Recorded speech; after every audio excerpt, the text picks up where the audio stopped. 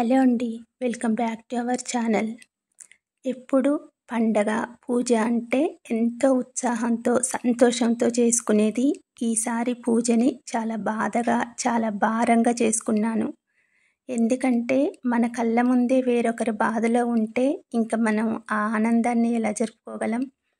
కాకపోతే నష్టపోయిన కుటుంబాలకు మనోధైర్యాన్ని ఇవ్వాలని, ఇంకా గుండె ధైర్యాన్ని ఇవ్వాలని ఆ భగవంతుణ్ణి మనస్ఫూర్తిగా నాతో పాటు మీరందరూ కూడా వేడుకోండి.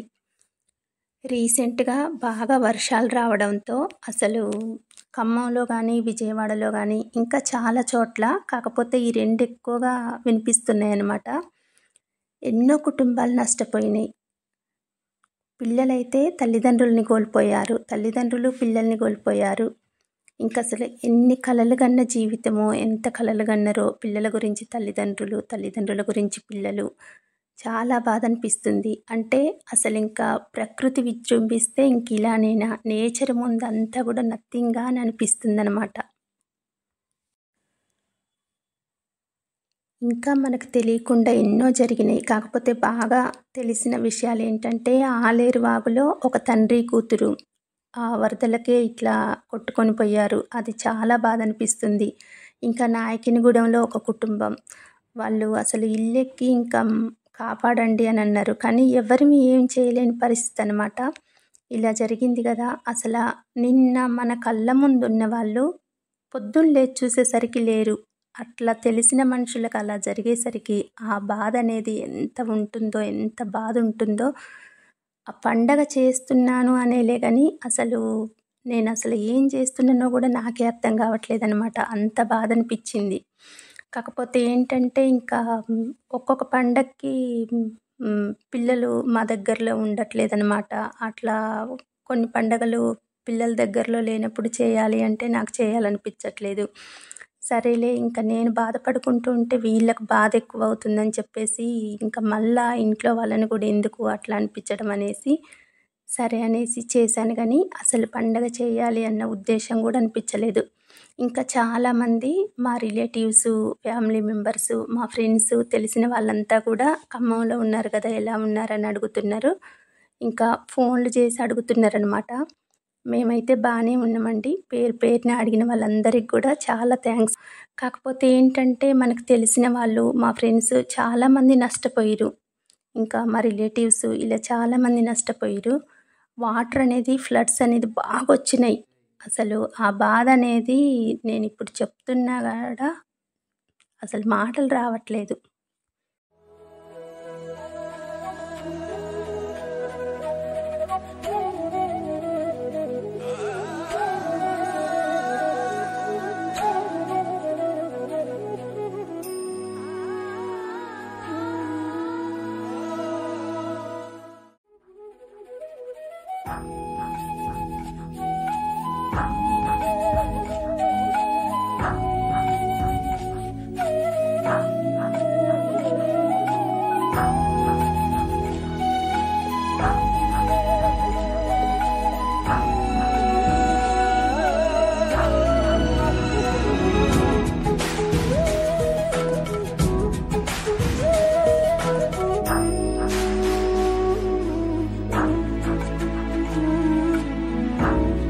ఇంకా ఇక్కడ పత్రి అదంతా పెట్టిన తర్వాత పిల్లల బుక్స్ కూడా తీసుకొచ్చి పెట్టాను.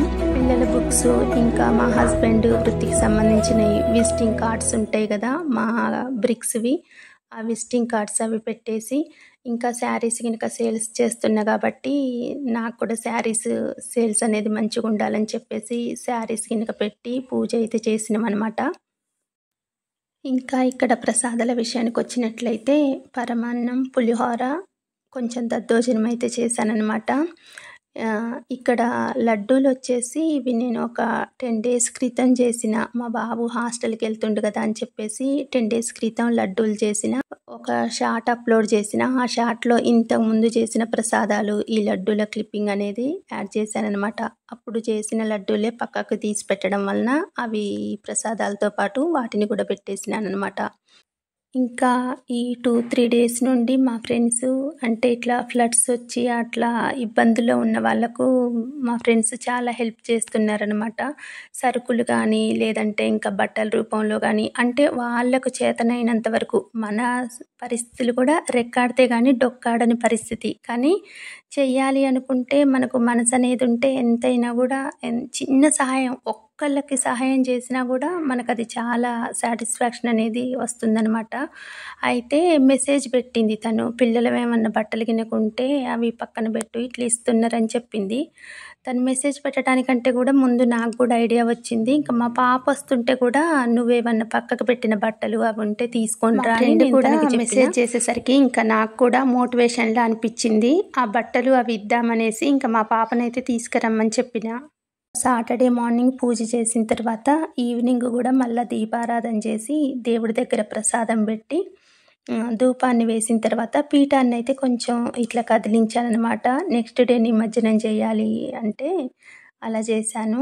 ఇంకా ఇక్కడ చూస్తున్నారు కదా ఈ గోరెంట పూల చెట్టు, ఈ కుండీ వచ్చేసి ఇందులో నేను లాస్ట్ ఇయర్ గణేష్ని నిమజ్జనం చేసిన, అందులోనే పూల మొక్కల్ని పెంచిన. ఆ పూలు తిరిగి గణపతికి పెడుతున్నాను అనమాట. ఈసారి కూడా ఇంకా కొబ్బరికాయ కొట్టేసి గణేష్ని అయితే నిమజ్జనం చేయడానికి ఇంకా అన్నీ సిద్ధం చేసినాం.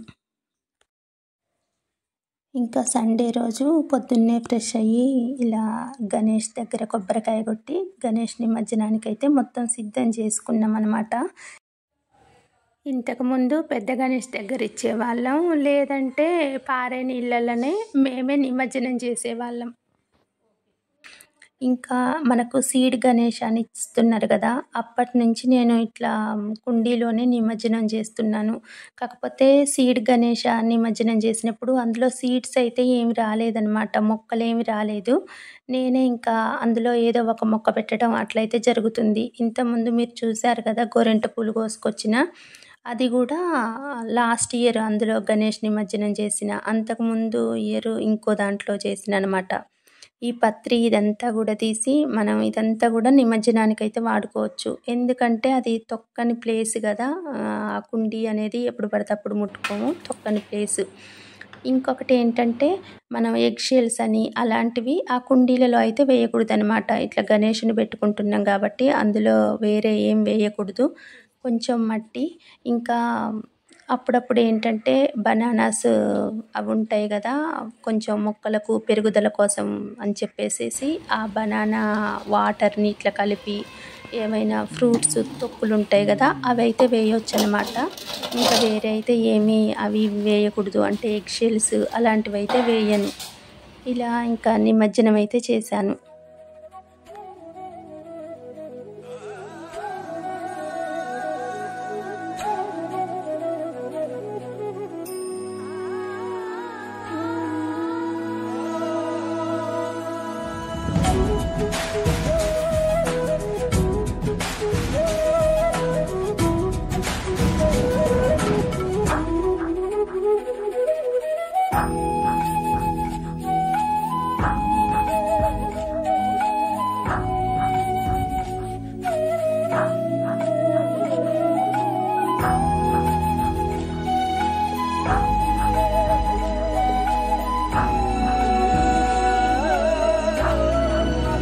నిమజ్జనం చేసిన తర్వాత ఇంకా పూజకు ఉపయోగించిన నీళ్ళనైతే ఆ కుండీలోనే పోసిన. కుండీలో పోసిన తర్వాత ఇంకా నా దగ్గర ఇట్లా ఒక 3 కలర్స్ అయితే ఉన్నాయన్నమాట.